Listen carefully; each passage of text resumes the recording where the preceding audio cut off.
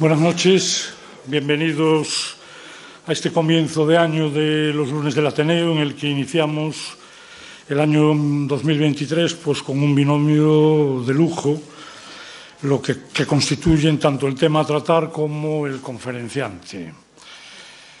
Antes de nada, en fin, a pesar de que no están, quería pedir disculpas a la gente que no ha podido entrar y ocupar los sitios, pero por motivos de seguridad la Fundación es muy severa con respecto al funcionamiento y al aforo que se presenta aquí y no nos deja introducir a más gente de la necesaria. Bien, decía que tenemos un binomio de lujo, tanto la conferencia como la conferenciante. En relación a la conferencia, destacar varios hechos, desde que la inteligencia artificial pues, ha sido considerada la palabra del año por la Fundeu RAE, que está patrocinada por la Agencia EFE y la Academia Española, reconociendo este sintagma que, a pesar de que inteligencia artificial no es un concepto nuevo, ha sonado con especial relevancia en el año 2022 en multitud de aplicaciones de esta tecnología. Pues bien, desde esto hasta constituir un número elevadísimo de artículos de opinión en los diferentes medios. Ayer, sin ir más lejos, aparecían en prensa dos interesantes aportaciones al tema, y en un programa radiofónico parte de su tiempo se dedicó a comentar aspectos del mismo de una manera, a mi juicio, muy original. Es, por tanto, un tema que suscita el interés de la sociedad por alguna de todas sus vértices, sus aristas relacionadas con el control de sus actuaciones, las cuales, pues, para muchos de nosotros presentan ciertas incógnitas, incluso yo diría que ciertas sombras. En palabras de la columnista de ayer, Loreto García, decía que hay muchas sombras o cajas negras en esta tecnología. Por eso el derecho requiere la confluencia de la ética y de la robustez técnica de esos modelos para poder proteger a los ciudadanos. Esa es la gobernanza de la inteligencia artificial. Bien, pues estos desafíos nos lo va a aclarar el segundo componente de este binomio, Amparo Alonso. Decir, en primer lugar, que su disponibilidad para hacerlo ha sido total. Un simple mail sin conocernos en absoluto bastó para que diera de inmediato su conformidad una vez consultada su apretada agenda. Recuerdo que todavía la ubicación de la ESIA estaba en el aire y ella tenía dudas sobre la repercusión negativa que la conferencia pudiera tener si Galicia no fuera la designada. Aspecto que yo, en fin, siempre bastante optimista, me encargué de contrarrestar indicándole que no pasaría absolutamente nada y que el éxito de la misma sería independiente de la ubicación de la agencia. Afortunadamente para todos los gallegos, la agencia estará aquí y seguro que ella ocupará un lugar destacado en su desarrollo. Amparo Alonso es catedrática en el área de Ciencias de la Computación e Inteligencia Artificial de la Universidad de La Coruña. Sus líneas de investigación actuales son el desarrollo de modelos de aprendizaje máquina escalables y la inteligencia artificial confiable y explicable, entre otros muchos. Es licenciada en Químicas y doctora en Física por la Universidad de Santiago de Compostela, en la rama de Química Industrial, de Ingeniería Química, y fue postdoctoral fellow en el Medical College en Georgia, Estados Unidos, donde trabajó en temas relacionados con el desarrollo de sistemas expertos para ciencias en aplicaciones médicas. Fue vicedecana de su facultad, coordinadora de Erasmus, directora del departamento, coordinadora de la especialidad de sistemas inteligentes y coordinadora del máster universitario de bioinformática para ciencias de la salud. Presidenta de la Asociación Española de Inteligencia Artificial desde el 2013 al 2021 y participó como miembro del Grupo de Trabajo de Inteligencia Artificial del Ministerio de Educación y Ciencia, Innovación y Universidades.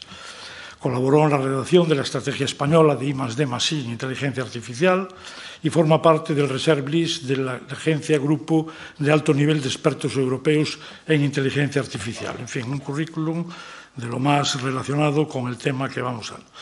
Ha obtenido premios como el de Elena Rubinstein UNESCO, de Women in Science, en España, Premio Galicia a la Innovación Digital, Premio Josefa Bonenburgen de la Xunta de Galicia en el año 2020 y Premio Galega del año del 2020 por el Grupo Correo Gallego. Bienvenida al Ateneo, Amparo, y muchas gracias por nuestra invitación y tienes la palabra.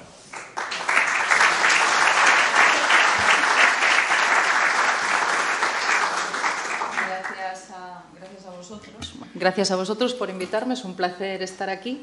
Y como soy profesora de universidad, me voy a poner de pie, que es mi forma más natural de hablar. Bueno, la charla que voy a dar se titula Inteligencia Artificial y Ética.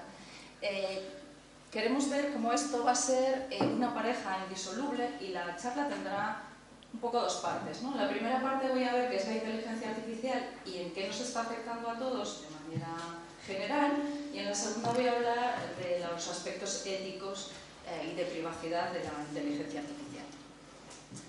Necesitamos un cambio en la etapa preuniversitaria. Tienen que adquirir nuestros alumnos las competencias digitales e informáticas, ya está cambiando la FP, necesitamos que tengan otras competencias más generales que son necesarias en un mundo tan global como el nuestro y tan tecnológico. Necesitamos que tengan competencias como la curiosidad, el espíritu crítico, la comunicación, etc., ¿no? Y desde luego la universidad tiene que cambiar y mucho. Tenemos que ser mucho más flexibles e interdisciplinares. Los ingenieros tendremos que estudiar ética y la gente que estudia, no sé, cualquier derecho, por ejemplo, o filosofía, pues tendrá que estudiar también tecnología. Por tanto, todos necesitamos imbuirnos de aspectos de responsabilidad y de ética. Esto es una foto del Instituto Tecnológico de Massachusetts, del MIT, en donde ellos ya están formando lo que llaman los multilingües del futuro, es decir, personas que tienen en su currículum filosofía, psicología, sociología, etc. Y tenemos también probablemente que coger esa antorcha de la formación para la vida de las personas. Bien, centrándonos un poco más, uno de los temas que afecta es que la inteligencia artificial es transversal. He puesto unos cuantos ejemplos, pero podría llevar pantallas con esto. No se me ocurre casi ningún área en la que no existan aplicaciones de inteligencia artificial, tanto en humanidades, como en ciencias sociales, como en tecnología. Entonces, tiene que ver pues, con la medicina, la clínica, la reducción de fertilizantes, el cuidado del ganado, todas las plataformas, cada vez más el mundo virtual está mezclado con el mundo físico y sirve pues, para no tener colas en las tiendas, para que te recomienden cosas en una determinada plataforma, para gestionar la basura, el agua, la electricidad en las ciudades y para ganar partidos de fútbol, para cualquier cosa que uno pueda pensar. Y por tanto, la interdisciplinaridad es imprescindible. La mayoría de los algoritmos que tenemos ahora son muy precisos, pero también hacen un gasto enorme de recursos computacionales. Entrenar esos sistemas y ajustar sus parámetros puede suponer pues 5 veces las emisiones de CO2 de un coche en toda su vida útil, ¿no? Es mucho. Y entonces de lo que se trata es de concienciarnos de que tenemos que hacer algoritmos que no solamente los podamos aplicar para detener el cambio climático, para reducir los fertilizantes y los pesticidas y aplicarlo y tener un mundo más verde, sino también que la inteligencia artificial tiene que ser verde, ¿no? Y tenemos que hacer algoritmos que lleguen a una precisión igual, o por lo menos muy similar, pero con mucho menos gasto. Otras cosas tienen que ver con la precisión. Por ejemplo, en este caso estaríamos hablando de cámaras que están situadas en distintos sitios. Por ejemplo, en China hay millones de cámaras en la calle y en muchas ocasiones se usan, o en los edificios, y se usan para abrirte distintas zonas del edificio a los que tienes acceso o no, o distintas zonas de la ciudad a las que puedes acceder o no, en función de tu crédito personal, ¿no? Pero este software a veces no es todo lo preciso que debiera ser y, por ejemplo, en algunas zonas está prohibido. Y esto tiene que ver con la responsabilidad también, que es un choque que tuvo lugar con un coche autónomo, ¿no? Y A lo mejor hemos oído hablar del coche autónomo, que seguramente se habrán preguntado, bueno, pues si yo llevo a mis 2 hijos en un coche y delante hay 5 niños y tiene que decidir a quién mata, lo cual es una pregunta un poco capciosa, diría yo, porque puede intentar no matar a nadie, ¿qué decide el coche, no? Pues la ética no es la misma en todos los países, no es universal. Y el dotar de un mecanismo de resolución al sistema no es todo lo fácil que podría ser. Es decir, que esta inteligencia artificial en datos tan poderosa y tan interesante tiene también sus problemas y necesita de aspectos éticos para tenerlo en cuenta, porque todo ese poder que tienen estos sistemas, he dicho, bueno, pues las empresas ganan mucho dinero con este tipo de sistemas y aplicaciones de inteligencia artificial, también es buena para las personas, es decir, todos usamos, bueno, yo por lo menos, los sistemas de mapas para saber a dónde ir y no perdernos, o para que nos recomiende una película o comprar un artículo, y es algo que usamos todos los días, por no decir pues las aplicaciones que llevamos deportivas que nos miden cuánto consumimos y cuánto deberíamos hacer. Son buenas también para la sociedad, pero el poder que tienen conlleva también una gran responsabilidad. De ahí que Europa, la Unión Europea, haya puesto el foco en esta inteligencia artificial centrada en las personas, ¿no? Que tiene, luego lo veremos más en detalle, pero 5 pilares fundamentales, diría yo, que serían la beneficencia, es decir, que el sistema haga el bien, la no maledicencia, que no haga el daño, incluso de forma inadvertida, que es lo que ocurre muchas veces, y veremos algunos ejemplos, la justicia, es decir, no discriminar, la transparencia y la autonomía de las personas, ¿no? Que no estemos nosotros al servicio de la máquina, sino al revés. Y esas 5 cuestiones son básicas para una inteligencia artificial que garantice que somos las personas las que tenemos el poder sobre ella y no va a ocurrir al revés, ¿no? Hay que tener en cuenta, y sobre todo también tener en cuenta que estos aspectos en aplicaciones críticas pues son muy importantes. A lo mejor no es tan importante que un chatbot me insulte, no queda bien, pero que una aplicación de inteligencia artificial me deniegue un crédito, que sí que puede influir mucho en mi vida, ¿no? O me diga que no puedo tener determinado tratamiento clínico, por el motivo que sea. Hay que tener también en cuenta que estas cuestiones pueden crear conflictos entre sí. Es decir, si yo tengo un sistema muy transparente y muy abierto, eso puede abrir una puerta al mal uso, es más fácil identificar dónde atacar. O si yo tengo un sistema en el que pues el género es importante o la raza es importante, esa variable no la puedo quitar, no la puedo anonimizar. Entonces, a lo mejor no tengo toda la privacidad ahí de mis datos que yo necesito. Así que es importante tener en cuenta todas estas cosas y documentarlas, porque pueden entrar en conflicto. No es tan fácil. Esto no está. Vale, entonces existen muchos efectos éticos del tratamiento de datos en masa y voy a intentar poner algunos ejemplos. La primera es la ruptura de privacidad. Y la ruptura de privacidad se puede dar de muchas maneras.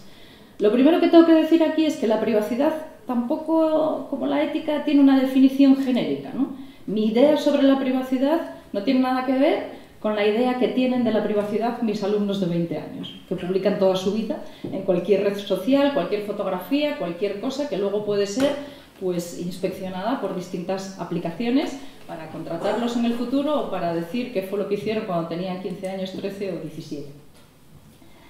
En cualquier caso, que la privacidad sea diferente no quiere decir que no haya un límite, y eso es lo que hay que respetar.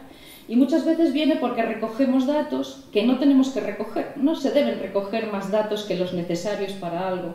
Tenemos que ser conscientes de los datos que estamos dando gratis, digamos. Puede ser normal que si vamos a hacernos una operación nos pregunten sobre nuestras infecciones anteriores, pero a lo mejor no es tan normal cuando estamos rellenando un papel del seguro del coche, por ejemplo, ¿no?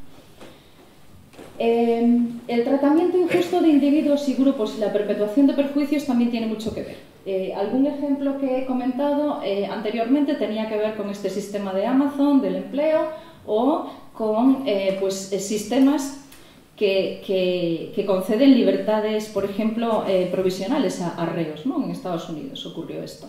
¿Qué pasa? Que los datos que estamos utilizando son datos del mundo real, y el mundo real no es perfecto.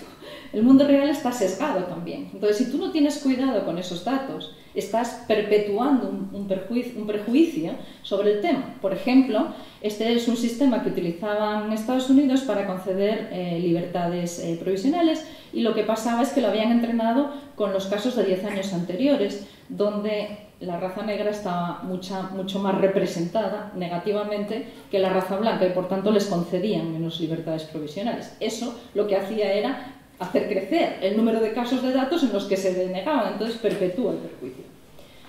El desvelo de identidad. Esto es liberar datos que son privados. Y se puede hacer de manera muy sencilla cuando uno publica una fotografía en la red y te etiquetan, por ejemplo. Nadie me ha pedido a mí que me digan si estoy en un sitio donde yo a lo mejor no quiero que sepan que he estado allí.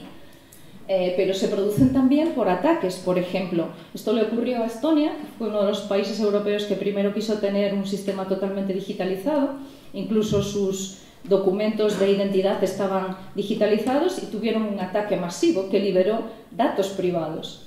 Entonces, claro, es un problema toda esta situación, ¿no? La vigilancia exhaustiva, pues lo que he comentado anteriormente de China, ¿no? Hay millones de cámaras en la calle que te dejan entrar en determinadas zonas a las que puedes estar o no autorizado a ir en función de si tienes una multa o no la tienes, o otras cosas que pueden ocurrir, ¿no? Y si me estoy pasando me cortáis, y esta vigilancia exhaustiva te está recortando libertades, entonces puede ser un problema importante. La influencia en el estado de opinión pues, es utilizar aplicaciones de inteligencia artificial para influir sobre las personas.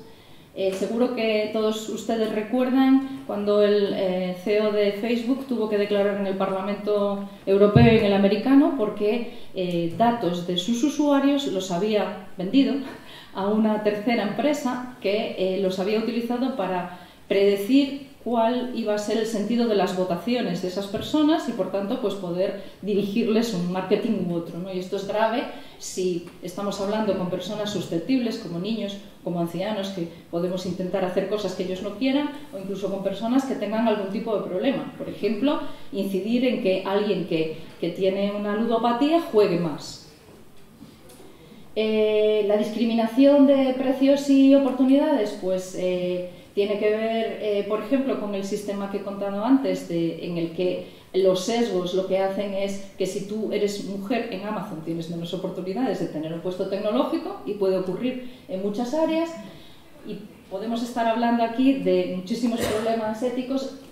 Simplemente voy a mencionar al final el derecho al olvido, que es un problema grande porque todos estamos publicando un montón de información en la red que queda ahí para siempre, y el problema es que esa información a veces puede estar atrasada. ¿Qué pasa si yo tengo una información de impago de un crédito, por ejemplo, y eso lo utilizan las aplicaciones para decir que no se me debe prestar más dinero?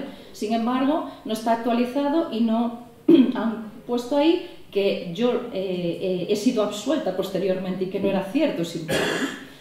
O quiero simplemente que se olviden de parte de mis publicaciones porque hice tonterías cuando era joven y no quiero que se conozcan. Esto es muy difícil porque está diseminado en muchos sitios y no es solo una empresa la que tiene esta información. Entonces, la ruptura de privacidad se da en muchos casos y puede ser por revelación pública de hechos privados.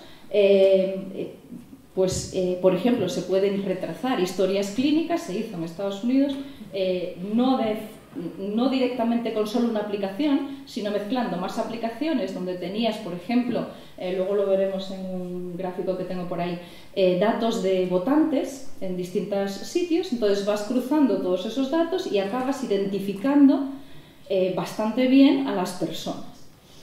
Por publicación de información objetable o falsa, y esto es muy difícil, todos conocemos esto de la posverdad famosa, y a veces es más o menos sencillo saber si algo es falso o no, ¿vale? Que esto de los bulos no es solo un problema de inteligencia artificial, ya existían antes, pero es cierto que ahora, claro, es mucho más rápida la forma de transmisión y mucho más global.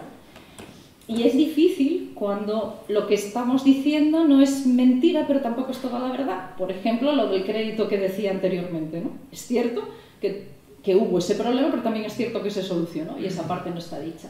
O la apropiación indebida de nombre de una persona o de un organismo, pues para tener beneficios económicos o para decir algo que es mentira, ¿no? Y todo eso se puede dar en la recogida de datos, en qué variables estamos utilizando o no, en el algoritmo, etc. Vamos a ir a ver algún ejemplo para entenderlo mejor. Esto es un ejemplo de cómo la publicación de fotografías en Instagram, que sería esto de este lado, se puede utilizar cruzándola con datos de cámaras que están en la calle, que sería este otro lado, para poder saber, o sea, uno de estos dos personas publica esta foto en Instagram, pues estoy en no sé dónde haciendo no sé qué. Y esto lo coteja, pues he puesto aquí los links por si después a alguien le apetece mirarlo, ¿no? Y ves dónde está y otras personas que están alrededor. Lo mismo en este otro caso. Incluso aquí lo que haces es utilizar un algoritmo de etiquetado automático que lo que hace es decir, reconocer quién está por ahí. Entonces luego te dicen, es como cuando te llega algo, por ejemplo de Facebook, ¿no? Que te dice, fulanito te ha etiquetado o menganita te ha etiquetado en esta publicación. Dices tú, hombre, pues, vaya gracia. Todo esto está liberando información privada y parece que empezamos con algo como muy inocente, ¿no? Publicando una foto en Instagram. Esto es una noticia del día 4 de enero de este año. Un error en el asistente de Google Home permitía espiar a los usuarios y controlar todos sus aparatos inteligentes. Esto es otra noticia de agosto. Amazon ha comprado iRobot, que es la empresa que fabrica las rumbas, y los datos de los usuarios serán propiedad de la multinacional, con lo cual nos aconsejan que andemos con ojo porque ya esta multinacional sabe cómo es tu casa, cuántas habitaciones tienes y de ahí puede derivar pues marketing dirigido u otro tipo de temas, ¿no? Ahí, no me dejan. Entonces, el tema de la privacidad es importante y hay muchas cuestiones aquí que podemos tener en cuenta. Por ejemplo, la vigilancia la puede hacer el Estado por motivos de seguridad nacional, ocurre en China. Está prohibido en la Unión Europea, o sea que tranquilicémonos. Pueden ser empresas privadas, investigadores privados, podemos hacer marketing dirigido, lo que comentaba anteriormente de las personas sensibles. Se puede hacer tracking de actividades personales dentro y fuera de la web, es decir, todos hemos visto cuando tú pues utilizas los mapas, pues después queda un trazado de a dónde has ido, qué has hecho, dónde has estado.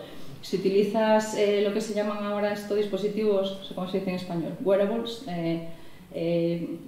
pulseras de actividad, relojes de actividad, ropa que va viendo pues, cuáles son tus actividades físicas, cuánto duermes, cuánto corres, cuántas proteínas consumes, todas estas cosas, si después, que no se da el caso, esta compañía decide o tiene un problema y estos datos son atacados, pues estos datos se pueden liberar. Y hay muchos sensores en muchos dispositivos, ¿no? Esto porque las empresas, muchas utilizan esos datos porque los adquieren para una aplicación, pero es posible, ahora ya lo prohíbe la ley, que esos datos los venda a terceros que hacen un uso indebido de ellos, lo que ocurrió con Facebook, ¿no? Bueno, no sé si aquí tenemos red, de todas maneras lo explico yo. Estos son ejemplos de un anuncio que se hizo por parte de esta persona que ha fallecido hace tiempo y sus herederos autorizaron este anuncio donde ella pues sale anunciando una cerveza, ¿no? Pero a lo mejor resulta que esto necesita de un testimonio vital nuestro, porque a lo mejor no queremos que después nuestros herederos nos tengan ahí diciendo cualquier cosa. Esto, lo que pasa es que bueno, no tenemos tiempo, pero es un vídeo en el que el presidente Obama insulta al presidente Trump, que nunca ocurrió. Es decir, en la mitad del vídeo podremos ver cómo es una persona la que está imitando su voz y haciendo que los movimientos de la boca se correspondan, pero el vídeo es falso. Y después pues tenemos todas estas cuestiones que dije de la apropiación de nombre indebido, donde tenemos pues este tuit que parece del presidente del gobierno y no es cierto, diciendo pues una cosa que no tiene sentido, y lo que ocurre es que, bueno, aquí están comparadas las dos cosas. Esto es su perfil real y esto es un perfil que no es real, que tiene que llevar esta palabra al final, pero como es tan larga, la mayoría de los dispositivos no la van a poner. Entonces realmente solo vamos a ver como si estuviéramos viendo esto cuando no es cierto lo que está diciendo ahí. O sea, no es cierto que lo diga él. Otro tema es el tema de la seguridad y la privacidad. Claro, nuestros datos están esto es lo que comentaba anteriormente, cruzando una aplicación con otra, podemos saber, en base a ciertos datos, identificar datos privados. Ahora no se puede hacer, que está prohibido, es decir, en Europa. Y luego los datos pueden ser atacados, como lo comentaba en Estonia, ¿no? Los sistemas, la ciberseguridad es algo muy importante.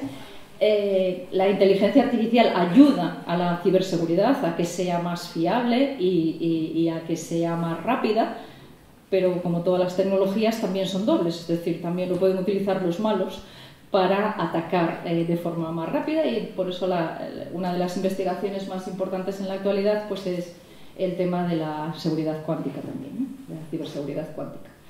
Y si los datos están en la nube, pues claro, ya has perdido el control sobre esos datos también y bueno, pues puedes tener ataques de otros sitios. Otro tema es que a veces la gente usa malos datos.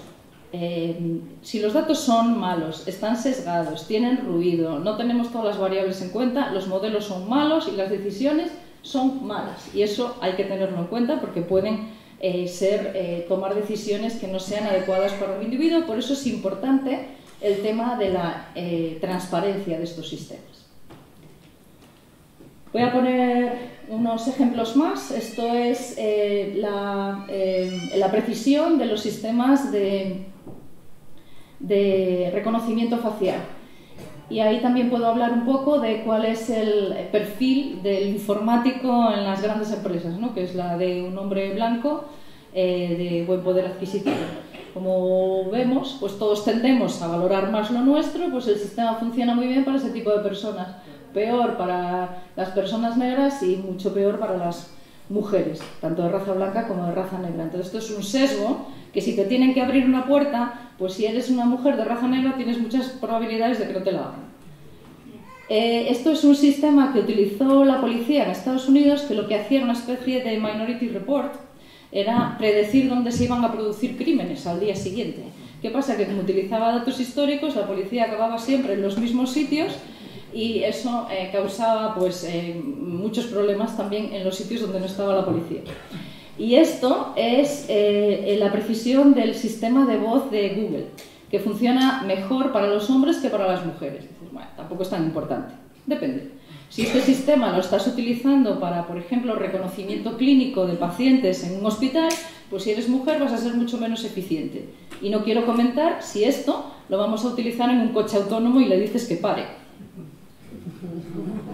Bien, entonces, el conocimiento es poder, los datos son poder y hasta ahora hay muchas empresas que tienen esos datos, ¿no?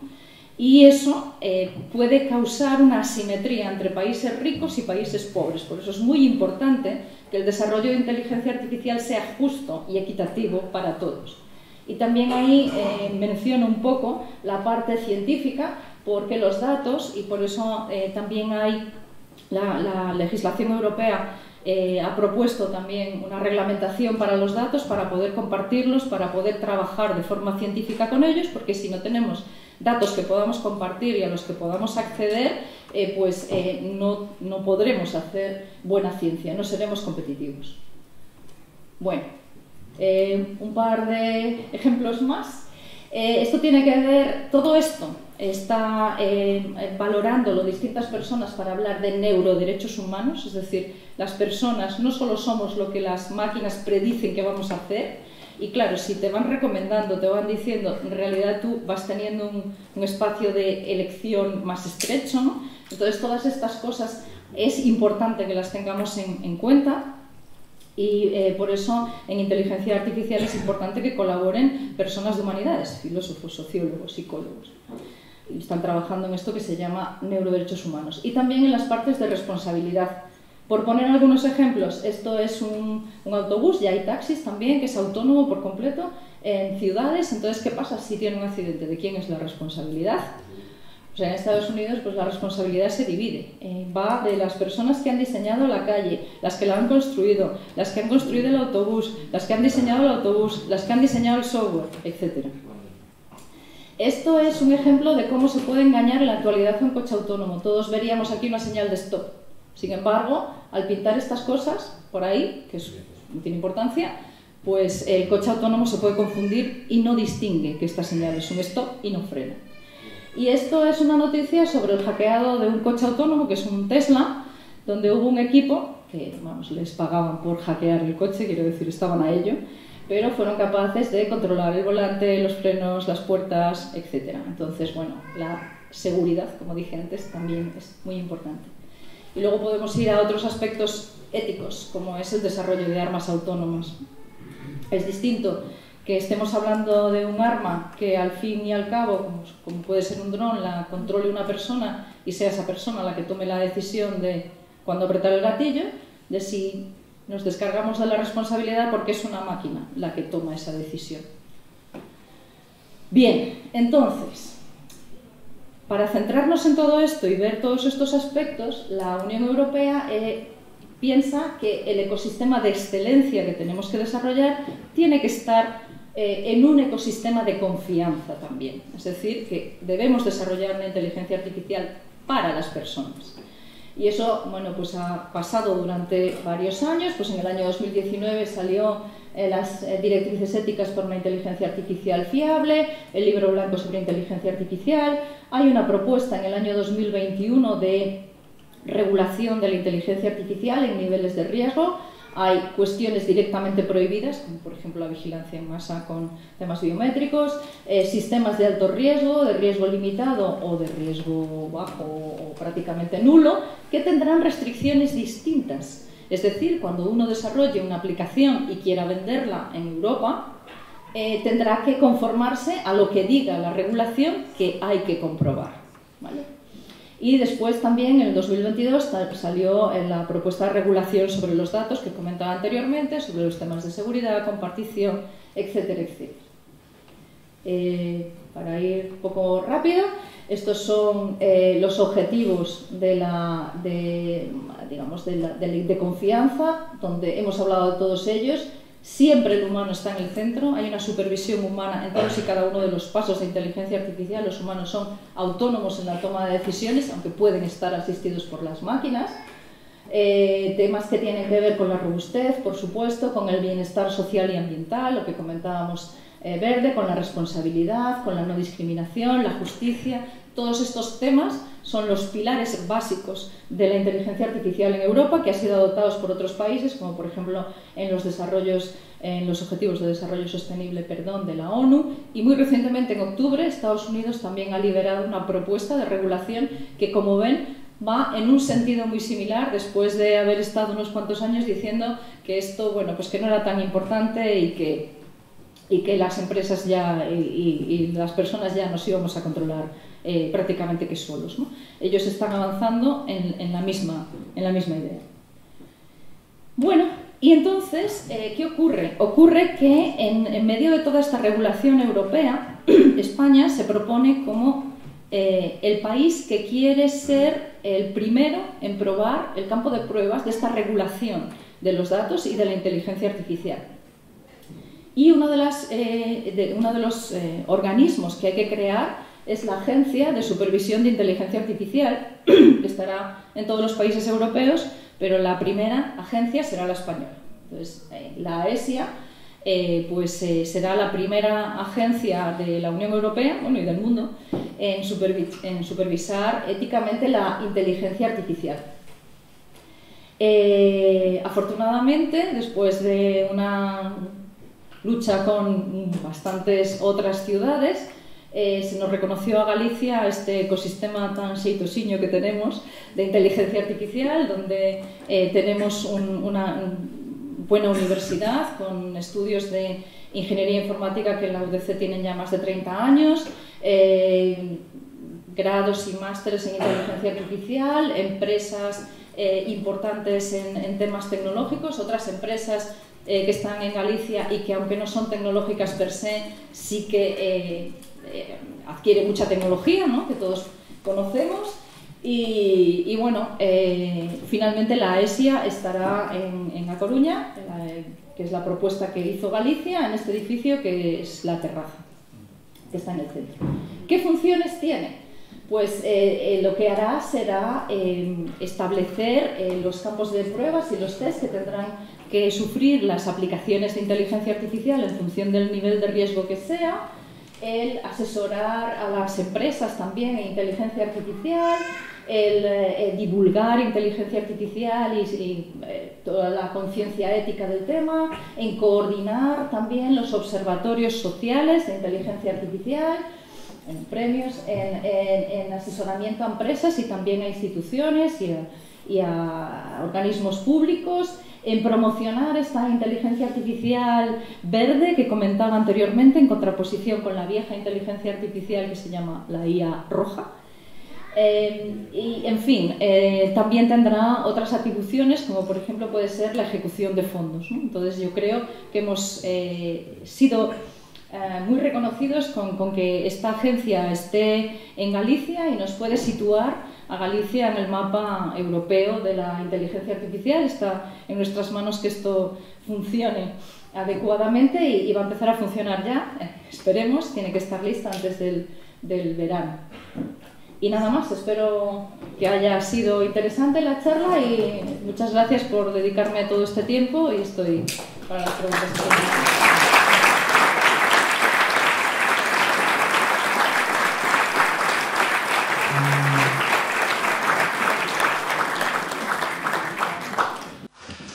Muy bien, muchas gracias. Al final, el hecho de que se haya producido la noticia de la agencia nos ha permitido respirar un poco, porque lo anterior había sido realmente duro. Muy bien, pues como siempre, abrimos un coloquio.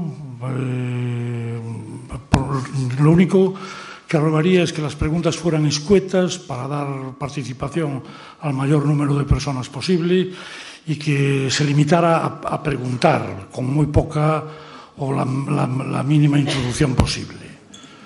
Levantan la mano y procederemos. ¿Alguna cuestión? Muchas gracias por su intervención. Yo quería preguntarle, vamos a ver, tradicionalmente desde hace muchos años se hablaba de una gran evolución, de un gran desarrollo de las tecnologías de la información y de la comunicación. Estábamos todos en ese proceso, sabíamos lo que era. ¿Qué ha cambiado para que ahora se llame a eso inteligencia artificial? A ver, hay tecnologías de la información y la comunicación que no son inteligencia artificial. Es decir, la inteligencia artificial es inteligencia artificial y hay cosas pues, que van alrededor de esa tecnología que no necesariamente son inteligencia artificial. Entonces, no es que haya habido un cambio. Las cosas, cada una tiene su nombre. Es decir, pues yo qué sé, el cómo proteger datos en una base de datos, pues es una tecnología, pero no necesariamente tiene por qué ser inteligencia artificial, puede serlo. Si uno está utilizando pues, algoritmos, por ejemplo, que en base a ataques que se han producido anteriormente o en base al conocimiento que hay de varios expertos y que se ha codificado ahí, utilizas eso para que no existan ataques, pero muchos algoritmos son simplemente algoritmos informáticos sin más. Quiero decir, la inteligencia artificial es una parte de la informática, no toda la informática es inteligencia artificial. No sé si eso ha contestado a la pregunta. Sí, pero ¿cuál es el valor añadido que se crea con la inteligencia? El valor añadido que creas con la inteligencia artificial es que tú puedes codificar o puedes tener conocimientos que te permiten predecir, diagnosticar, etc., como si fuera una persona la que estuviera haciendo eso, porque este sistema, por ejemplo, supongamos que es un sistema que diagnostica enfermedades en base a los datos que tiene de pacientes. Pues es lo mismo, está reproduciendo, digamos, lo que hace un experto humano, que ha visto muchísimos... Claro, cuando sales, para eso haces el MIR, ¿no? Empiezas a entrenar con esos datos. Lo que pasa es que un experto humano entrena con un conjunto de datos más pequeño, porque no tenemos más. La inteligencia artificial entrena con un conjunto mucho más grande y puede llegar a la misma conclusión, o mejor, normalmente, en campos reducidos, donde dice, bueno, pues en base a lo que yo sé, el diagnóstico es este. No sé si me explico. En cambio, pues un sistema informático estándar que no lo puedo hacer porque lo que necesitas es aprendizaje. Es aprendizaje, comunicación, reconocer las imágenes, reconocer los textos escritos para poder hacer ese trabajo. Entonces, hay sistemas informáticos que no tienen inteligencia, digamos, de este nivel, ¿no? Cuando yo estudiaba matemáticas en los 70 se decía que los ordenadores eran unos burros muy rápidos. Ahora parece ser que tampoco son burros. Dos cuestiones. Hablando de algoritmos, mi idea es que con la cantidad de datos, con la Big Data, se tratan de encontrar un patrón y a partir del patrón se genera el algoritmo siempre que se pueda. Bueno, no sé si siempre es posible. No sé si esto se ha acertado o no se ha acertado.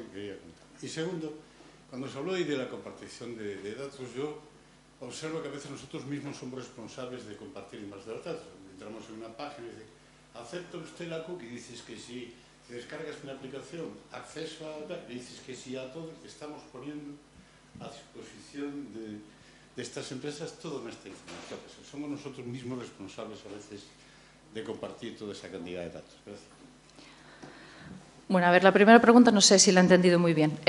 Los ordenadores no son listos. Los que son listos son los programadores que diseñan el algoritmo que con esos datos consigue llegar pues, a la conclusión que sea, ¿no? Entonces, la inteligencia artificial que trabaja sobre datos, pues tú con esos datos vas construyendo un algoritmo que tiene una serie de requisitos. Por ejemplo, pues, en mi grupo trabajamos con privacidad por diseño, es decir, que tu algoritmo nunca comparta datos, sino que lo que comparta, si tienes pues, distintos nodos donde tienes distintos datos, lo que comparta sea parámetros del algoritmo y, por tanto, no puedes acceder a esos datos, ¿no?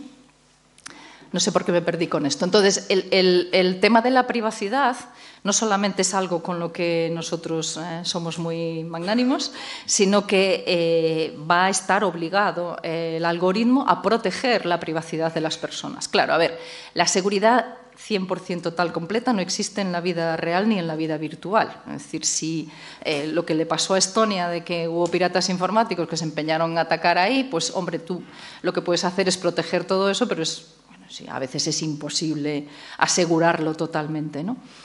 Y desde que salió la Ley General de Protección y Regulación de Datos, pues es cierto que tú tienes que dar consentimiento, tienes que leer muy bien lo que dice allí, pero también es cierto que con las propuestas de regulación de la Unión Europea, pues la privacidad se va a dar por defecto en todos los algoritmos, sino los de riesgo medio y alto no pasarán, es decir, no podrán trabajar en eso.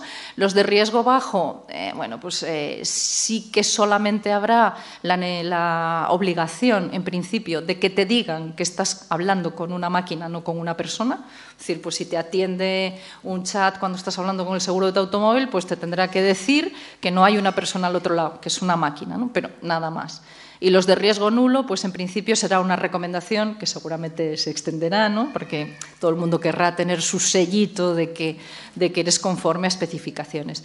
Pero bueno, también es cierto que todos tenemos una responsabilidad y quizás esto, el mundo virtual, pues nos viene un poco más raro, ¿no? Yo cuando era pequeña recuerdo que en mi casa la puerta a veces se dejaba abierta. Luego, cuando las cosas se pusieron un poco peor, pues nadie deja la puerta abierta de su casa y se va a dar un paseo, ¿no? Y lo mismo pasa con el mundo virtual. No debemos dejar la puerta abierta de casa y marcharnos a dar un paseo. Pero aún así, yo tengo mucha confianza en la regulación de la Unión Europea y todas estas cuestiones que antes la gente te decía, ¿no? Porque con los colegas norteamericanos a veces te decían, oye, bueno, pero es que estáis muy pesaditos con esto de la legislación, la regulación, la privacidad, los derechos humanos, la justicia. Bueno, eso ya, ¿sabes? Se va regulando solo el mercado y vais a perder y tal. Bueno, cuando empezaron sus CEOs a estar teniendo que declarar en el Parlamento de aquí y de allá, pues las cosas ya pasaron a que esas personas empezaban a decir que el futuro o sería privado o no sería futuro, por ejemplo, ¿no? Entonces, todo esto yo creo que ha ido ganando también conciencia social y eso es importante, ¿no? La labor de divulgación que se ha hecho. ¿Más intervenciones? Sí, ahí hay dos. Abundando, yo creo que has respondido un poco a lo que te iba a preguntar, pero lo hago igual. Abundando en lo que acabas de decir, tiene toda la lógica del mundo, además está muy en la línea de lo que es el planteamiento de la Unión Europea, de plantear este tipo de objetivos normativos, regulatorios y fundamentalmente de protección ética del desarrollo tecnológico. Pero si nos fijamos en otros intentos que ha habido con estos temas, como la experimentación animal o como la seguridad alimentaria, como este tipo de cuestiones, ¿en qué medida tú como experta tecnológica no hay un poco de poner puertas al campo, ¿no? ¿En qué medida un progreso tecnológico tan brutal como este y tan rápido y tan global, donde estamos utilizando aplicaciones sistemáticamente producidas en otros sitios e incluso equipos técnicos o tecnológicos o instrumentos en el hogar producidos en otros sitios y con software de otros lugares, ¿en qué medida este desarrollo normativo, esta regulación ética puede realmente ordenar y proteger al ciudadano en el ámbito europeo sin poner en cuestión, por ejemplo, el desarrollo económico de las empresas y de la tecnología europea? Bueno, esto era un poco el último tema que estaba yo diciendo, ¿no? Con mis compañeros de Norteamérica, por ejemplo, ¿no? A China esto le da igual, por el momento no se sabe que tenga ningún objetivo ético en el medio, pero bueno, los americanos sí. Toda la reglamentación europea, por ejemplo, la Ley de Protección de Datos, lo que hizo fue que compañías americanas se llevaran los datos de personas que no eran ciudadanos de la Unión Europea o residentes en la Unión Europea fuera de la Unión Europea porque le poníamos restricciones. La legislación a las aplicaciones se hará para cualquier aplicación de una empresa europea o de una empresa extranjera. Si tú eres una empresa norteamericana y quieres vender tu aplicación en uno de los países de la Unión, tendrás que cumplir la reglamentación de la Unión. ¿En qué sentido es esto? A ver, yo creo también, y lo decía cuando antes me hicieron una entrevista los chicos aquí en el Ateneo, decía que para poder resolver un problema lo primero que tienes que saber es que tienes un problema. Y luego tienes que poner los pasos para solucionarlo. Y yo creo que estamos en eso, ¿no? Sabemos que esto puede ser un problema y nos hemos dado cuenta hace tiempo ya. Y entonces estamos dando los pasos para solucionarlo. También creo que la mayoría de nosotros somos éticos. Es decir, no conozco a muchos ingenieros que quieran hacer el mal per se. Es evidente que los hay, ¿no? Pero bueno, no es lo habitual. Y tampoco, o sea, la mayoría de los casos que he presentado, muchos de ellos son casos de maleficencia por ignorar o por no tener en cuenta algunas variables. Yo creo que hemos avanzado en eso y hemos avanzado en las cosas que usted también mencionaba, ¿no? Hemos avanzado en el control alimentario, aunque descubramos escándalos de vez en cuando, pero es porque está controlado, antes no lo estaría y hubiera pasado. Hemos avanzado en muchas cuestiones de la ciencia. La ciencia y la tecnología son duales. Entonces, a veces pongo el ejemplo.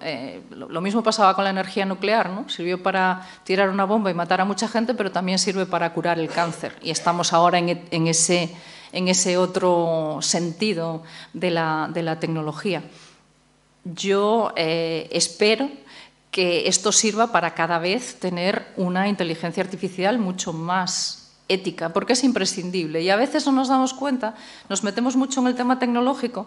Yo, como últimamente trabajo mucho con sociólogos y con filósofos, pues percibes muchas cosas que a lo mejor si no tuvieras en cuenta su visión de cómo se comportan las personas o cuál es el estándar en algunos campos, pues a lo mejor tú lo ignoras, ¿no? Y eso es importante, la diversidad en los equipos es importante, te ayuda a ver detalles que no verías de otra forma. Y bueno, yo creo que estamos en el camino de dar los pasos adecuados. Otro ejemplo que uso mucho también es el del coche, ¿no? Cuando los primeros automóviles, pues la gente decía que aquello era horrible, que íbamos a quedar con el hígado en un sitio y el ojo en otro, con esas tremendas velocidades de 40 kilómetros por hora que atropellaban a la gente. Fue necesaria la regulación para que las cosas funcionasen bien, por dónde puedes circular, cuándo te tienes que parar, cuándo pasan los peatones. Este es el proceso en el que estamos ahora, yo creo, ¿no? Una gran explosión de aplicaciones y ahora hay unas reglas que cumplir, que tenemos que elaborar, ¿no? Y eso va a ocurrir con todos los sistemas en la Unión Europea, sean extranjeros o no. Quiero decir, si alguien de China quiere vender un sistema en Europa, tendrá que conformarse a la normativa europea. Y como acabo de decir, pues a finales de octubre salió el Bill of Rights americano sobre su propuesta también, que es bastante similar a la europea, con unos puntos muy similares, ¿no? Entonces, no sé si he contestado a la pregunta. Hola, buenas noches. Muchas gracias por su charla, que fue muy interesante. Yo quería preguntar sobre esta aplicación que se habla ahora bastante, ChatGPT, creo que se llama. Sí. Entonces, esta semana leí que en Estados Unidos la prohibieron su uso en las escuelas, Ya. para evitar su uso en los ensayos escolares. Y vi algún ejemplo en el que se utilizaba para preparar un debate, creo que sobre Locke, o un filósofo. Entonces, quería preguntar qué valor puede tener esa respuesta.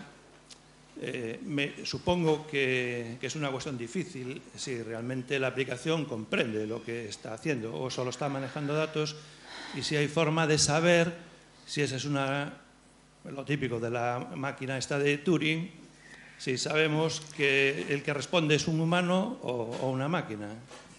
A ver, son muchas preguntas. El chat, efectivamente, estaba hablando yo con un compañero hace un par de días, tomando un café.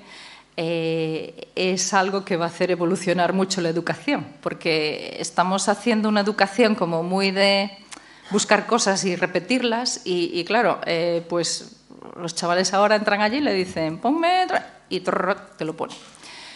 Que yo sepa, ahora mismo está también con problemas de escalabilidad, porque todo el mundo quiere hablar con el ChatGPT y no dan abasto, porque era una herramienta que cuando entras, yo entré por primera vez hace unos meses, te decía claramente que era una herramienta que estaban probando y que estaban utilizando tu conversación con la máquina para aprender cosas, ¿no? Dicho esto, la herramienta es alucinante, o sea, es capaz de contestarte un montón de cosas que le preguntes. Cómo hacer una programación de un curso, que te cuente la vida de los romanos, o sea, lo que quieras, le preguntas. Comprender, eso ya es más complicado, ¿no?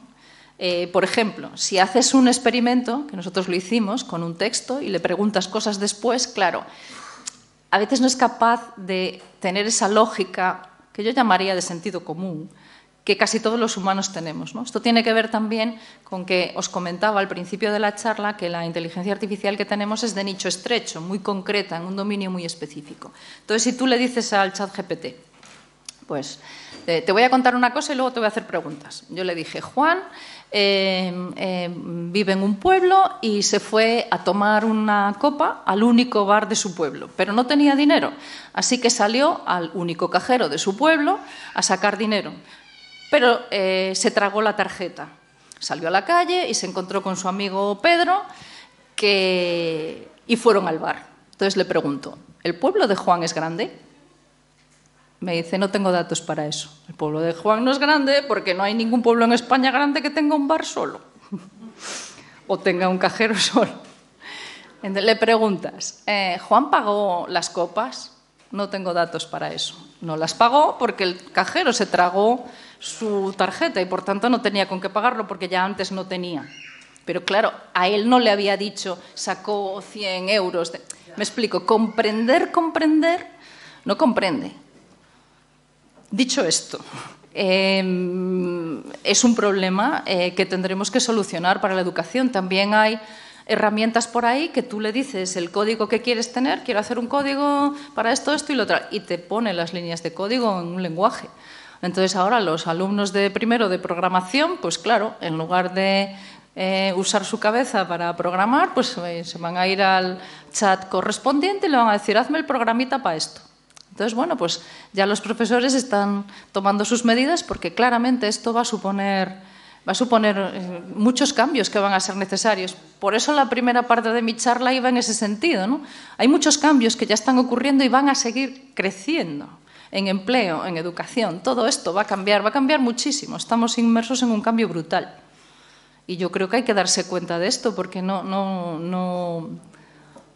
tampoco tiene interés pararlo.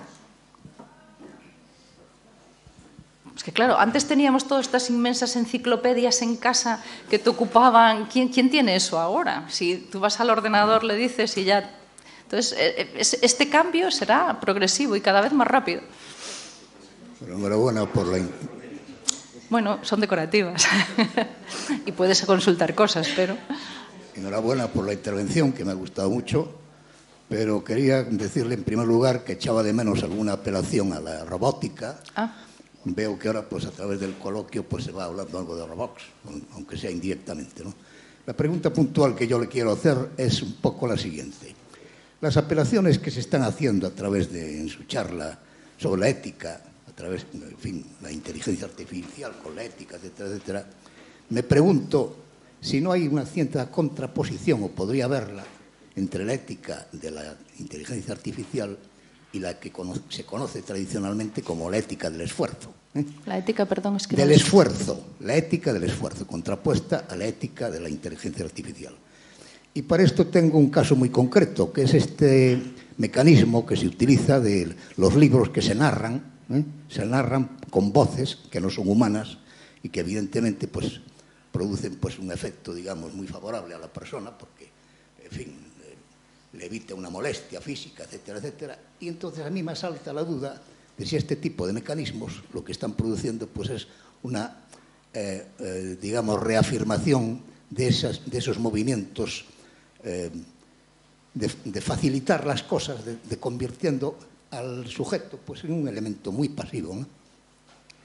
Vale, a ver. Lo que quisiera plantearle. Sobre el tema de los robots, la robótica no necesariamente tiene por qué ser con inteligencia artificial. Entonces, no hablé de los robots porque yo estaba hablando de inteligencia artificial. Hay robots inteligentes y robots que no lo son. Si tienes un robot que machaca puntas, pues no es inteligente. Si un robot tiene inteligencia artificial, pues está incluido en este tema. Entonces, no consideré que fuese necesario especificar en qué tipo de sistema va la inteligencia artificial. Sobre lo segundo, el tema de la ética tiene que ver con los neuroderechos estos que pasé un poco por encima y realmente los libros a los que usted se refiere sirven para que alguien que por algún motivo pues no puede leer, pues porque está ciego, por ejemplo, pues pueda escuchar un libro o porque, yo qué sé, vas por la calle y quieres aprovechar ese rato para escuchar la radio o escuchar un libro.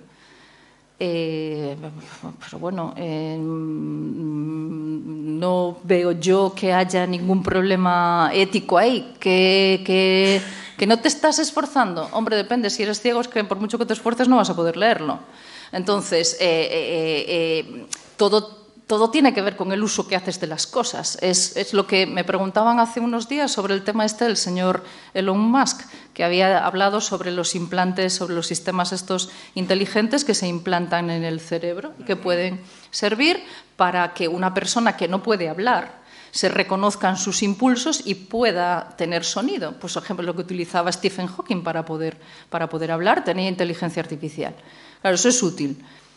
Claro, eso también se puede utilizar para estar averiguando qué es lo que piensas. Eso no es ético. O si eres muy vago y no quieres abrir la boca para que hable por ti. ¿Tiene sentido? Hombre, pues no, yo creo que no, pero es que no se me ocurre qué puede hacer la inteligencia artificial ni nada para decirte que no seas un vago.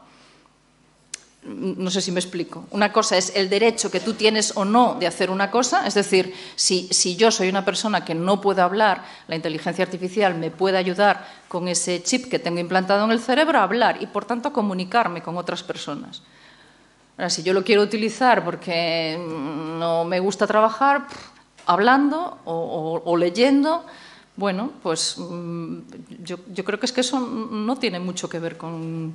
Es ya una ética personal, diría yo, no una ética de la aplicación en sí. No, ha sido una conferencia fantástica, tanto por lo que da que ver que puede pasar, como terrorífica por el aspecto de que yo soy de esos psicólogos que dices que tienen que estar ahí, y a mí la verdad me asusta todo esto, ¿no? Porque al final acaba, porque sobre todo cuando se una el dinero con la información y con el poder, lo que se puede hacer con eso. Y cuento simplemente una anécdota, y que quería que me dieras tu opinión. Estábamos en Urbino, en una comida, un grupo de profesores de universidad, y salió un tema, que era un tema que ni venía a cuento, porque no sé qué decíamos. Nadie tocó su móvil, nadie hizo nada, pero en el momento empezaron a llegarles a varios de los miembros que estaban allá información y mensajes relativos al tema que estábamos tratando, ¿no? Quiero decir que el problema de todo esto puede ser que al final se genere una sensación, diríamos, de peligro, y por eso ya se ve a gente que pone un esparadrapo en la cámara de su computador, que no usa el G5 porque dice que esto no sé qué. Esa paranoia, ¿no?, de pensar que estoy como en esas películas del 2800 o 2000 no sé qué, donde tú sabes que te están viendo todo, que saben todo de ti, que al final eres una pieza que alguien está controlando. Eso es el miedo que da, que cuando tiene tanto poder, claro, el manejo de la información que se hace, ¿no? Vale, no tengo nada para apuntar y a veces me olvido. A ver, sobre el tema de las escuchas, bueno, pues he puesto un ejemplo acerca de eso de hace 2 días, o sea que sí, que eso puede ocurrir y estará prohibido, probablemente, en el futuro, dependiendo, es decir, depende de lo que venga después. Es decir, si a ti tú estás hablando sobre toallas y te están diciendo que 3 calles más allá pues tienes un sitio donde te ven toallas, pues bueno, es que tampoco es una cosa muy importante, ¿no?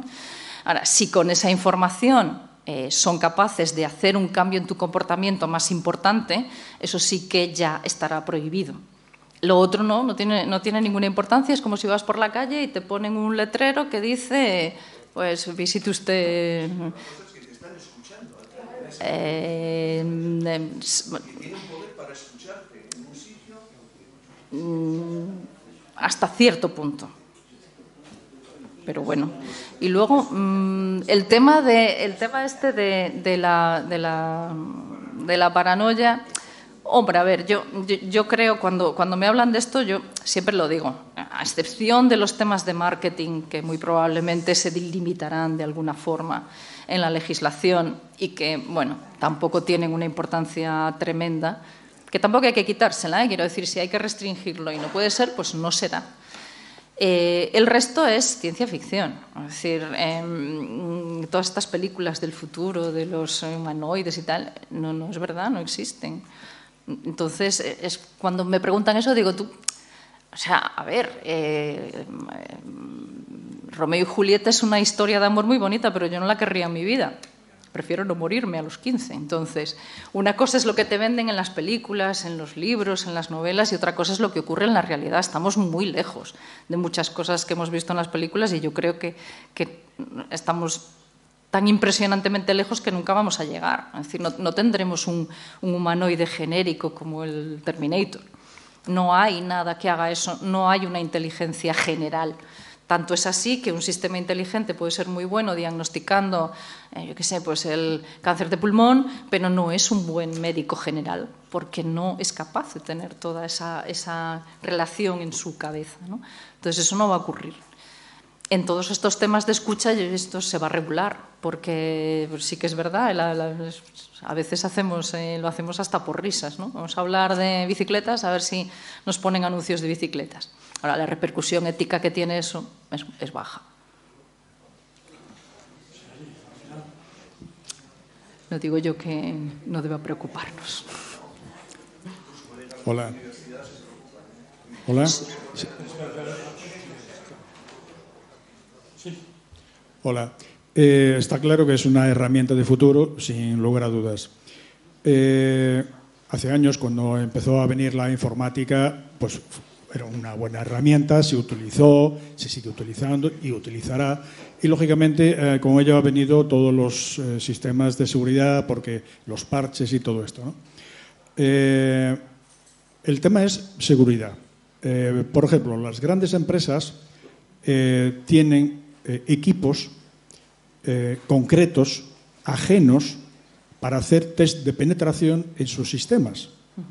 Entonces, la inteligencia artificial, y basándonos en la ética, sabiendo este precedente de los hackers y todo eso, ¿lo tiene previsto?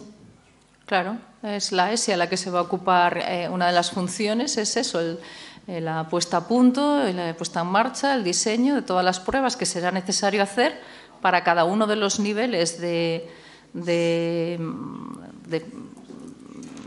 peligrosidad, digamos, o los niveles que tienen los sistemas inteligentes. Pues esto será, pues si es un sistema para la vigilancia exhaustiva y la valoración del individuo conforme a un valor social, prohibido.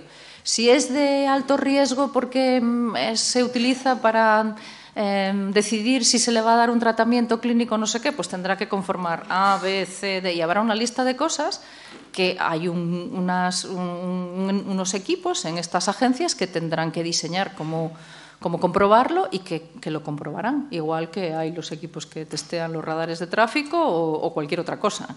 Es decir, que esa será una de las labores que tendrán que asumir las agencias.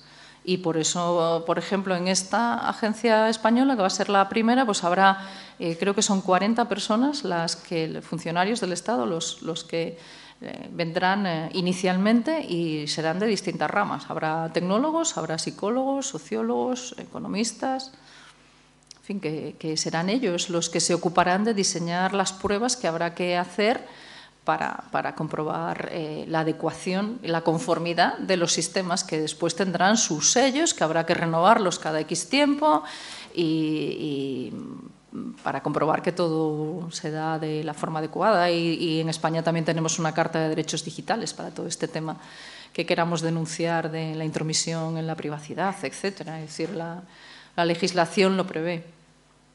De hecho, es una de las funciones principales de la ESI. ¿Una pregunta más? Sí.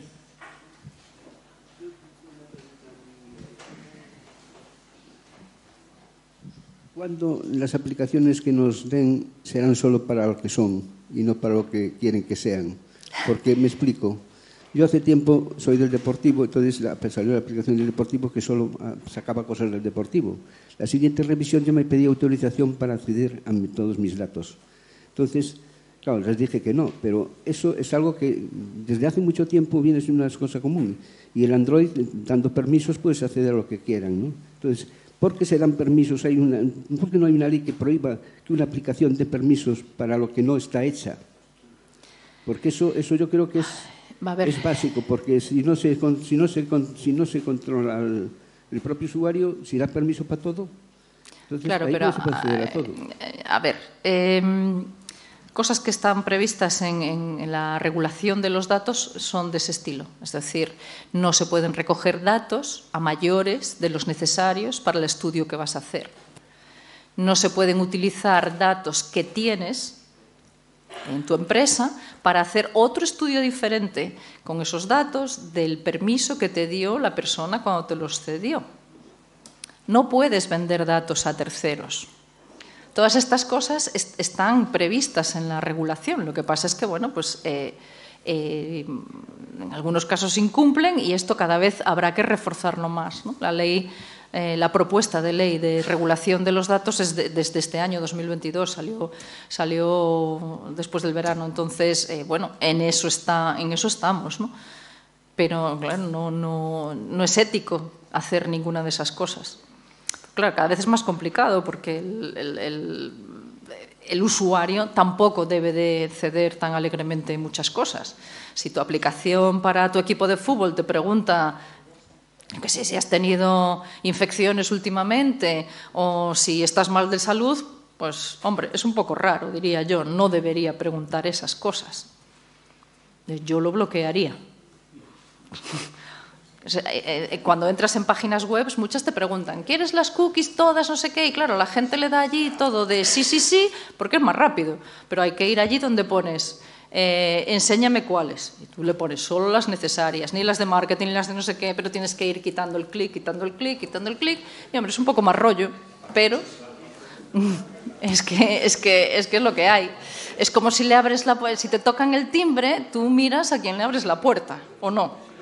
No vas y abres la puerta a cualquiera que quiera entrar. Bueno, pues es que el mundo digital también tendrá sus normas y tendremos que aprender a cumplirlas, porque estamos, o sea, el problema es que la tecnología, o sea, la sociedad no tiene unas normas establecidas. También estamos aprendiendo todos nuevas normas a medida que vamos evolucionando. Es lo que comentaba anteriormente. Yo a veces me sorprendo con las cosas que hacen nuestros estudiantes de informática. Cuando, yo qué sé, alguno se olvida de poner su nombre y de repente lo buscas en la web para ver si era ese el que estuvo en el examen y ves unas fotos que dices, madre mía, y este chico estudia informática. Vaya. Dices tú, sí, es este, quita. Vamos a ver, seamos un poco conscientes. No podemos abrirle la puerta a todo el mundo todo el tiempo. Sí puedes decir que no. ¿Tampoco qué?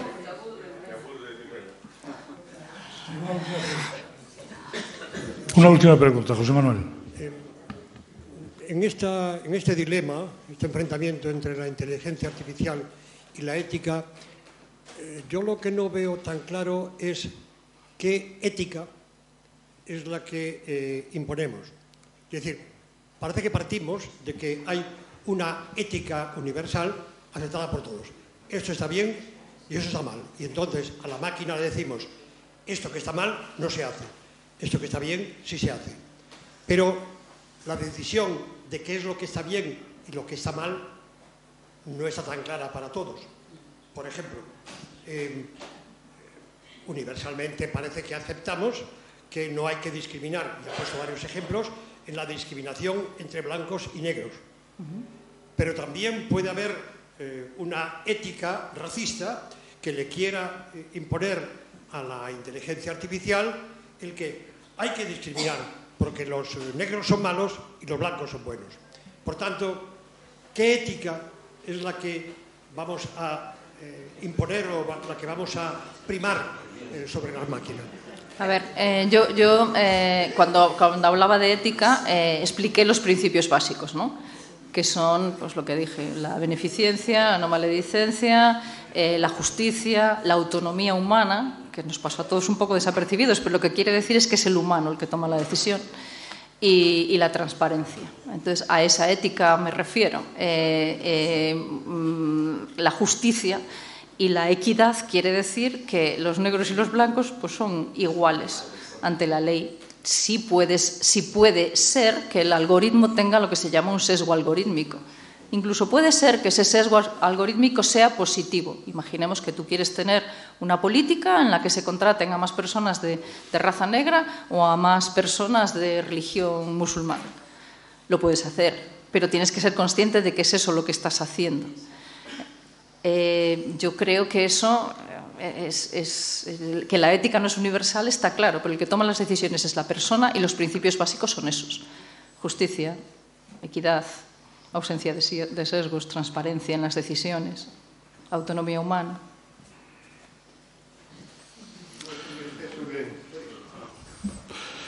Muy bien, pues yo creo que entre la conferencia y el coloquio nos ha dejado, en fin, un pozo importante en cuanto a su conocimiento y también unos desafíos que supongo que la nueva agencia que se instalará en Galicia pues contribuirá enormemente a su solución. Agradecer de nuevo a Amparo Alonso su charla, a todos ustedes que hayan venido, simplemente recordar